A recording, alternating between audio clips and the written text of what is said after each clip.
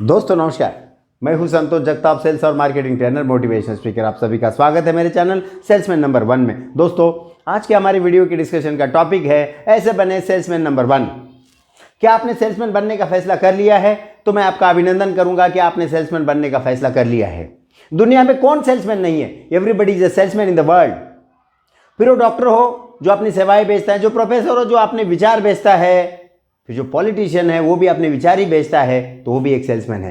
तो वस्तु या सेवा बेचने वाले या विचार बेचने वाले लोग सेल्समैन कहलाते हैं। तो मैं आपका अभिनंदन करूंगा कि आपने ये प्रोफेशन चुना है। दुनिया में सबसे ज्यादा दौलत, शोहरत और पैसा कमा के देने की ताकत इस व्यवसाय में है, इस प्रोफेशन में है। तो अच्छा सेल्समैन, नंबर 1 सेल्समैन कैसा बने, मैं कुछ टिप्स इस वीडियो के माध्यम से आपको देना चाहता हूं ताकि आप नंबर 1 सेल्समैन बन पाए। यदि आप नंबर 1 सेल्समैन बनते हैं तो नंबर 1 सेल्स ऑफिसर आप बन सकते हैं, number 1 area manager, number 1 regional manager, general manager, vice president, everything, कुछ भी। सेल्समैन, हर एक व्यक्ति के आगे सेल्स लगा है सेल्स में, फिर वो आप वाइस प्रेसिडेंट हो, जनरल मैनेजर हो, सेल्स मैनेजर हो, एरिया मैनेजर हो, रीजनल मैनेजर हो, सबके सामने सेल्स लगा है। तो आपने यदि अच्छा सेल्समैन बने आप तो आगे कोई भी प्रकार का मैनेजर आप बहुत अच्छे से बन सकते हैं। जिनका बेसिक क्लियर है, जिनका फाउंडेशन अच्छा है, यानी कि सेल्समैनशिप अच्छी है, वो लोग अच्छे मैनेजर साबित हुए हैं। आप भी देखिए जितने सफल मैनेजर मार्केट में हैं वो अपने ज़माने के सफलतम सेल्समैन में रहे हैं, उसी के कारण वो नंबर 1 मैनेजर बन पाए हैं। तो अच्छा सेल्समैन बनने का मतलब क्या है? अच्छा सेल्समैन बनने का मतलब है नंबर 1 मैनेजर बनना। अब नंबर 1 सेल्समैन बनना, नंबर 1 ऑफिसर बनना, नंबर 1 एरिया मैनेजर बनना, नंबर 1 मैनेजर बनना। दोस्तों आइए जानते हैं सिलसिलेवार तरीके से कि नंबर 1 सेल्समैन कैसे बना जाए। सबसे पहले हमको समझना पड़ेगा कि सेल्समैनशिप क्या है। सबसे पहले हम जानते हैं सेल्समैनशिप के बारे में। सेल्समैनशिप क्या है? दोस्तों आपको यदि सेल्समैन बनना है तो आपको स्मार्ट बनना पड़ेगा, समय के साथ चलना पड़ेगा। सेल्समैनशिप क्या होती है? सबसे पहले समझ लीजिए आप कि आपको प्रेजेंटेबल बनना पड़ेगा। आपकी पर्सनैलिटी ऐसी होना चाहिए कि आपको देखने से सामने वाले को आप इंप्रेस कर सके अपने रहन सहन से, अपनी बातों से। आपके पास क्या भांडवल है, आपके पास क्या क्या ऐसी जमा पूंजी होती है सेल्समैन के पास में? सबसे बड़ी जमा पूंजी है उनके पास में, वो है उसका प्रेजेंटेशन का तरीका। Presentable salesman, he has to be very very presentable, he or she. आपको प्रेजेंटेबल होना चाहिए, आपको अच्छे कपड़े पहनना चाहिए, फॉर्मल कपड़े पहनना चाहिए। दोस्तों फॉर्मल हेयर कट आपको करना चाहिए और आपको जूते आपके फॉर्मल पहनना चाहिए और उसको पॉलिश हर दिन करना चाहिए, या फिर आपके हिसाब से आप कर सकते हैं। शेविंग आप हर दिन कर सकते हैं, या फिर अल्टरनेट डे, या फिर आपके प्रकृति अनुसार आप शेविंग कर सकते हैं। तो आपको प्रेजेंटेबल बनना है तो आपको बहुत अच्छा ग्रूमिंग जो है वो आपको करना पड़ेगा। तो आपकी पर्सनैलिटी जो है आपके कपड़ों से और आपके रहन सहन से डेवलप होती है, लोगों को इंप्रेस आप कर सकते हैं। तो सबसे बड़ी चीज आपको स्मार्ट बनना है और आपको प्रेजेंटेबल बनना है। सेल्समैनशिप की ये पहली स्टेप है। दोस्तों दूसरा इसमें सबसे महत्वपूर्ण कदम है रहेगा आपका कि आपको सेल्समैनशिप में रूट लिस्ट बनाना पड़ेगी। रूट लिस्ट क्या है? दुकानदारों की लिस्ट है, उसे मैं रूट लिस्ट कहता हूं। यानी एक एरिया में, यदि अर्बन एरिया में 40 से 50 दुकानदारों के एक रूट को हम, एक एरिया को हम बीट या रूट कहते हैं, जिसमें 40 से 50 दुकानदार, रिटेलर, होलसेलर शामिल होते हैं। उसमें आपको सिटी को डिवाइड करना पड़ेगा। यदि गांव के आपके रूट होंगे ग्रामीण के, तो आपको 4 से 5 गांव को मिला के एक रूट को डिसाइड करना पड़ेगा। फिर ये रूट डिसाइड करते वक्त उस गांव में कब बाजार भरता है वो आपको ध्यान में रखना पड़ेगा। बाजार के एक दिन पहले आपको वहां पे जाना चाहिए ताकि आपको ग्राहक अच्छे मिलेंगे और आपका व्यापार हो सकता है। दोस्तों दूसरा होता है इसमें आपका एक पीजीपी होना चाहिए, परमानेंट जर्नी प्लान। यदि आपने प्लान बना लिया तो कोई भी हालत में कुछ भी हो जाए आपको आपका टूर प्लान फॉलो करना है। यदि आप टूर प्लान फॉलो करते हैं तो दुकानदारों के मन में एक विश्वास तैयार होता है कि ये सेल्समैन मंडे के दिन आता ही है तो ये ऑर्डर इसको हमको देना ही पड़ेगी। तो एक पीजेपी का अपना एक महत्व है, परमानेंट जर्नी प्लान बनाइए। फिर कुछ कंपनियां जेसी के हिसाब से काम करती हैं, कुछ कंपनियां पीसी के हिसाब से काम करती हैं। ये जेसी और पीसी क्या है, तो journey cycle and periodical cycle. या फिर कुछ कंपनियां मंथ बेसिस पे काम करती है, यानी 1 तारीख से 30 तारीख या 31 तारीख या 28 तारीख, जो भी महीना जितने दिन का होगा उस हिसाब से काम करती है, उस हिसाब से वो टारगेट करती है। दोस्तों इसमें सबसे बड़ी चीज़ होती है टारगेट। जो भी टारगेट कंपनी हमको डिसाइड करके देती है वो टारगेट को हमको वीक में, मंथ में या फिर दिन में डिवाइड करना है, बाद में दुकानदारों में डिवाइड करना है पोटेंशियल के हिसाब से। यदि आपने ये कर लिया तो टारगेट को आप इजीली अचीव कर सकते हैं। फेस्टिवल के हिसाब से आप टारगेट लीजिए, कुछ फेस्टिवल्स आते हैं, उस फेस्टिवल सीजन में कुछ प्रोडक्ट की डिमांड बहुत अच्छी रहती है, तो आप उस हिसाब से अपने टारगेट को आप डिवाइड कर सकते हैं। या फिर आप आपकी प्रोडक्ट रेंज के हिसाब से आप उसको टारगेट को ले सकते हैं। और यदि टारगेट पूरा करना है तो सबसे बड़ी चीज़ आपको क्या करना पड़ेगा, आपको अच्छी प्रोडक्टिविटी लाना पड़ेगी। अब प्रोडक्टिविटी कैसे आएगी, आपको रेंज सेलिंग करना पड़ेगी, आपको हर एक रेंज सेलिंग करना पड़ेगी। आप जब सेल्समैनशिप के लिए निकले हो तो आपके पास में सैंपल होना ज़रूरी है, आपके पास कैटलॉग होना ज़रूरी है। और ऑर्डर आप जिस पे लिखने वाले हैं वो डीएसआर हो सकता है, डायरी हो सकती है, नोटबुक हो सकती है, पेज हो सकता है कोई, या फिर आपके पास टैब है कंपनी का, या फिर एंड्रॉयड फ़ोन है, एप्लीकेशन के माध्यम से आप ऑर्डर लिखते हैं, तो ये आपके पास पहले से होना चाहिए, ना कि समय पे आपको तैयारी करने की ज़रूरत पड़े। आप जब सेल्समैनशिप के लिए बाहर निकल रहे हैं तो आपके पास में बैग होनी चाहिए, एक अच्छी बैग को समय समय पर धोते रहें। मैंने कई लोगों की बैग को ऐसे देखा है कि बहुत सारे दिनों से उन्होंने धोई नहीं है, या कहीं से फटी है तो उसको सी नहीं है, तो उसको ऐसा कुछ है तो उसको सिला के लीजिए। एक प्रेजेंटेबल होना चाहिए आपके, क्योंकि आप कंपनी के रिप्रेजेंटेटिव हो, you are an ambassador of the company, आप कंपनी के एम्बेसडर है, तो एम्बेसडर को कैसे प्रेजेंटेबल होना चाहिए, है ना। आपकी तरफ देख के दुकानदार जो है तो कंपनी के बारे में अंदाजा लगाता है कि कंपनी कितनी बड़ी होगी।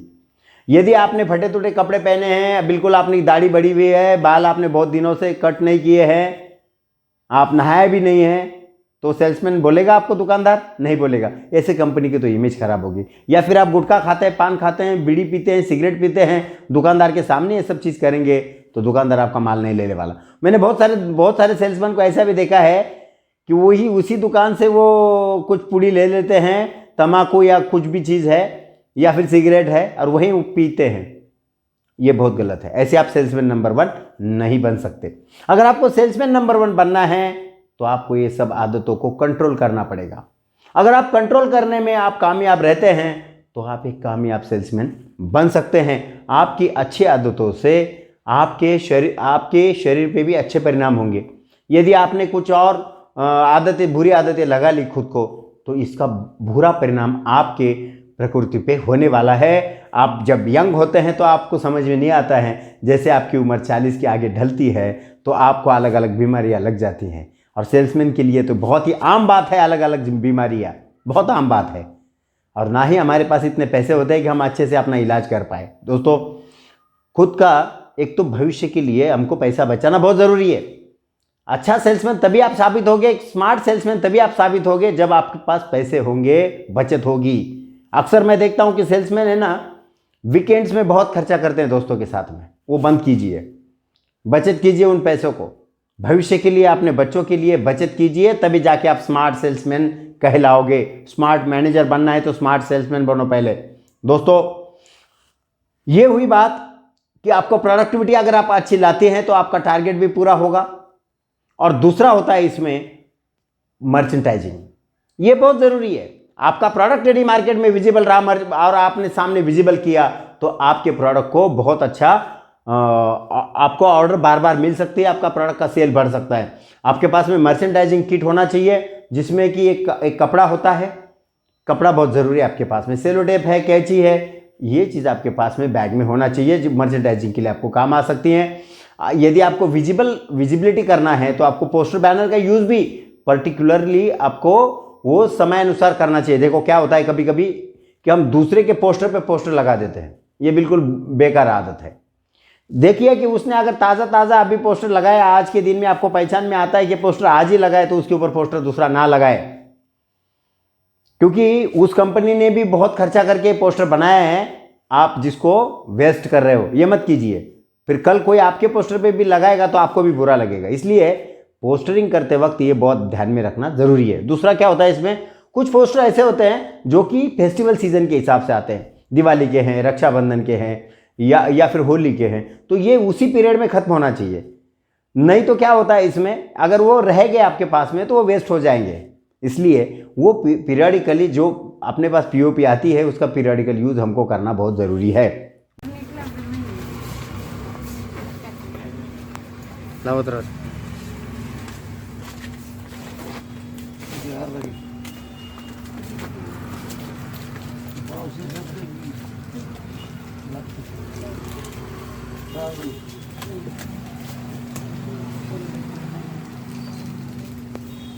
दोस्तों ये हो गई बात अपनी सेल्समैनशिप की। अच्छी सेल्समैनशिप अगर आपको करना है, मैंने बहुत सारे लोग ऐसे देखे हैं कि जो बहुत अच्छा काम करते हैं लेकिन रिपोर्टिंग नहीं करते, है ना। आपको रिपोर्टिंग करना बहुत ज़रूरी है। क्या इसमें एंड्रॉयड ऐप यदि कंपनी ने दिया है तो ऐप के माध्यम से आप रिपोर्टिंग कर सकते हैं। यदि आपके पास में मैन्युअल रिपोर्टिंग यानी डीएसआर के थ्रू रिपोर्टिंग है तो आपको डीएसआर हर दिन भरना चाहिए, कॉम्पिटिटर डाटा हर दिन भरना चाहिए, या फिर वीकली बेसिस पे आप भर सकते हैं। हर दिन मार्केट में कौन से नए नए कॉम्पिटिटर आए, उनके रेट क्या है, उनकी एमआरपी क्या है, उनकी स्कीम क्या चल रही है, उनका डिस्ट्रीब्यूटर कौन है, आपके पास में जानकारी होना ही चाहिए। अगर आप स्मार्ट सेल्समैन बनना चाहते हो तो ये जानकारी आपके पास होना बहुत ज़रूरी है। दोस्तों जो रिपोर्टिंग है उसको वीकली रिपोर्टिंग, मंथली रिपोर्टिंग, फिर हाफ एनुअल और एनुअली रिपोर्टिंग, जिसमें हर प्रकार की primary secondary and payment collection, ये सारी चीज़ की रिपोर्टिंग अपने को करना चाहिए। दोस्तों सबसे महत्वपूर्ण बात मैं आपको यहाँ पे बताऊंगा कि दुकानदार और सेल्समैन ये सेल्स प्रक्रिया के बहुत ही अहम कड़ी है। ये दोनों बहुत ही जिम्मेदार लोग हैं सेल्स और मार्केटिंग में।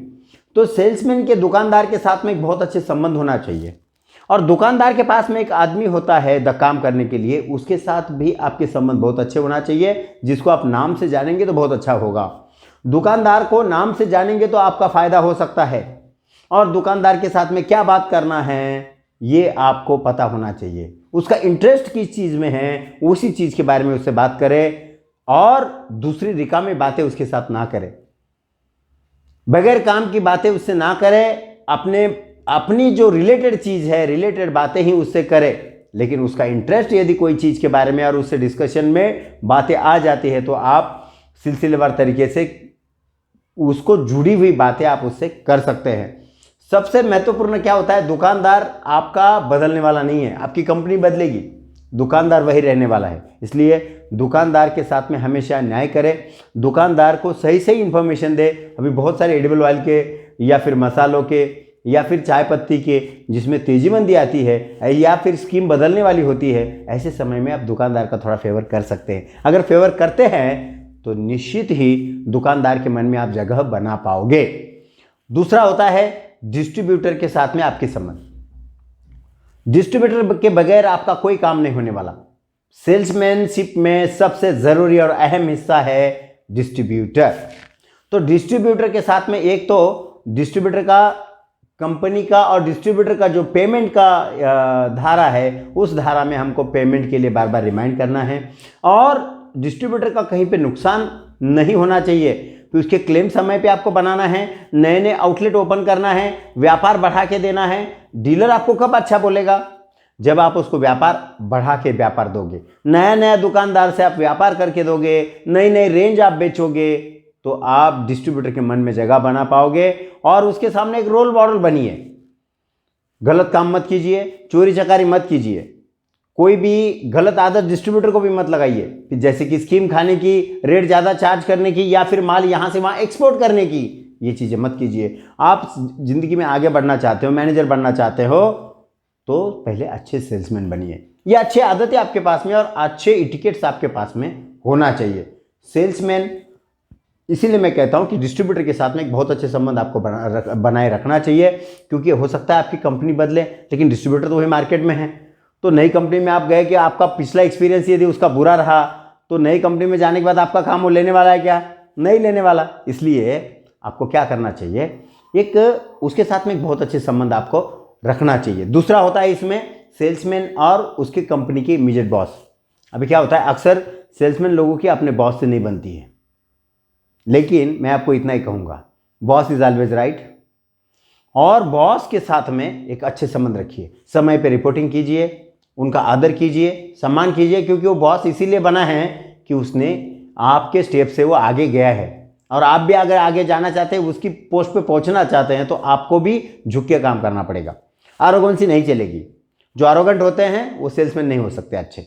वो लोग बहुत जल्दी सेल से आउट हो जाते हैं, समझ लीजिए। गुस्से पे काबू कीजिए। और एक सबसे महत्वपूर्ण बात आपको मैं कहूँगा, समय के साथ चलें। जैसे कि अभी क्या हुआ कि पहले क्या था, रिपोर्टिंग पूरी मैन्युअल थी। बाद में रिपोर्टिंग क्या हुआ कि व्हाट्सअप, ईमेल या फिर अभी एंड्रॉयड फ़ोन के माध्यम से रिपोर्टिंग हो रही है। तो अपने आप को अपग्रेड कीजिए। अगर नहीं आता है तो सीख लीजिए, बहुत आसान है, सबके पास एंड्रॉयड फ़ोन अभी है। तो आप एक स्मार्ट सेल्समैन बनिए। सबसे महत्वपूर्ण बात मैं आपसे कहूँगा यहाँ पर, सबसे बड़ी बात कि आप यदि समय के साथ नहीं चले तो मार्केट से आप आउट हो सकते हैं। और एक बहुत ही महत्वपूर्ण बात आपको यहाँ पर मैं शेयर करूँगा कि सेल्समैन जो है अभी 3 महीना, 6 महीना, 7 महीना, 8 महीना, साल भर से ज़्यादा कंपनी में टिकते नहीं है, कंपनी छोड़ के चले जाते हैं। इससे ना कंपनी का भला होता है ना आपका भला होता है। तो आप कभी भी सेल्समैनशिप यदि आप प्लान कर रहे हैं, सेल्समैन बनने का आप प्लान कर रहे हैं, तो कम से कम एक कंपनी में 4-5 साल रहने का प्लान बनाइए। तो हो सकता है आपका प्रमोशन हो जाए उस कंपनी में। और यदि नहीं, आपको लग रहा है कि मेरा 5 साल हो गया और मेरा प्रमोशन नहीं हो रहा है, तो आप सोच सकते हैं चेंज करने के बारे में। एक बार छोड़ने से पहले कंपनी को बात ज़रूर कीजिए कि मेरा प्रमोशन नहीं हो रहा है, मेरा इंक्रीमेंट नहीं हो रहा है और मेरा परफॉर्मेंस इतना अच्छा है। तो कंपनी आपको निश्चित ही जाने नहीं देगी। मुझे विश्वास है कि कंपनी आपको रोक लेगी। दोस्तों, यदि आप एक स्मार्ट सेल्समैन बनना चाहते हैं तो मेरी टिप्स पे अमल कीजिए और एक अच्छा सेल्समैन बनिए ज़िंदगी में, ताकि एक अच्छा मैनेजर आप बन सकें।